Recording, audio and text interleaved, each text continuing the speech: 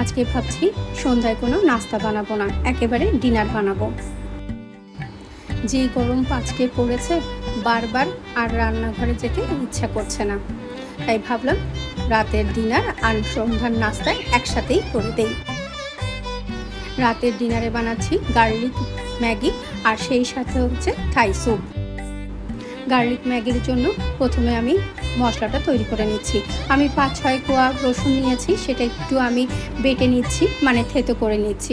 আমার না হামানদিস্তা নেই বলে আমি এই ভর্তা যেটা করে সেটাতেই আমি করে নিচ্ছি। আর এর মধ্যে শুকনো মরিচের গুঁড়ো, তারপরে ম্যাগি মশলা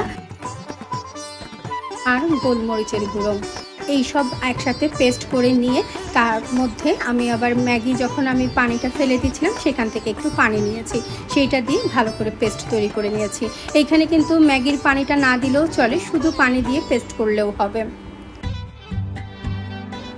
কড়াইতে আমি বাটারে দিয়ে তার মধ্যে পেঁয়াজ আর ক্যাপসিকাম ভালো করে ভেজে নিয়েছি। তার মধ্যে আমি এখানে দিয়েছি হচ্ছে পিৎজা সস বা পাস্তা সস।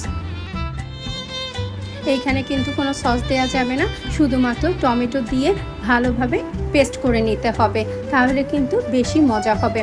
কিন্তু আমার বাসায় যেহেতু টমেটো ছিল না, সেই জন্য আমি এখানে পিৎজা সস দিয়েছি।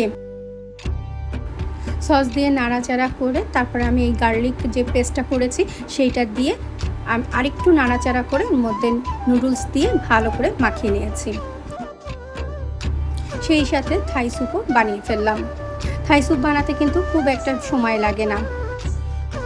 প্রথমে ভেবেছিলাম যে থাই স্যুপ আর অন্থন বানাবো, পরে না মনে হলো যে যেহেতু রাতের ডিনার থাই স্যুপ অন্থন খেয়ে তো আর বাচ্চাদের পেট ভরবে না, সেই সাথে কিন্তু আমাদেরও সেইভাবে পেট ভরবে না।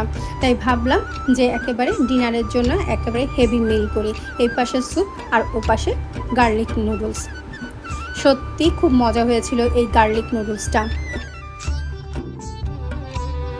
এর সাথে যদি তুমি চিকেন দিতে পারো বা অন্যান্য সবজি দিতে পারো তাহলে কিন্তু অনেক মজার হবে। যদিও গরমকালে স্যুপ তেমন একটা ভালো লাগে না, শীতকালে দেখবে স্যুপ খেতে কিন্তু বেশি মজা। চারিদিকে ঠান্ডা আর গরম গরম স্যুপ অনেক মজা লাগে। কিন্তু কি করব, দেখো ইচ্ছা তো করছে স্যুপ খেতে, তাই ভাবলাম যে স্যুপটাও তৈরি করে ফেলি। মনের ইচ্ছা তো আর ঠান্ডা আর গরম দেখে না, তাই না বলো? এইরকম মাঝে মাঝে রাতের ডিনারটা যদি একটু চেঞ্জ করে দেওয়া হয় না, তাহলে বাচ্চা কেন বড়রাও কিন্তু অনেক খুশি হয়। খাওয়া শেষে টেবিলটা পরিষ্কার করে নিয়ে চলে গেলাম খেলা দেখতে। আর ওইদিকে আমার ছেলেরা গেম নিয়ে ব্যস্ত। আজকে এতটুকুই। সবাই ভালো থেকো, সুস্থ থেকো আর নিজের প্রতি খেয়াল রেখো।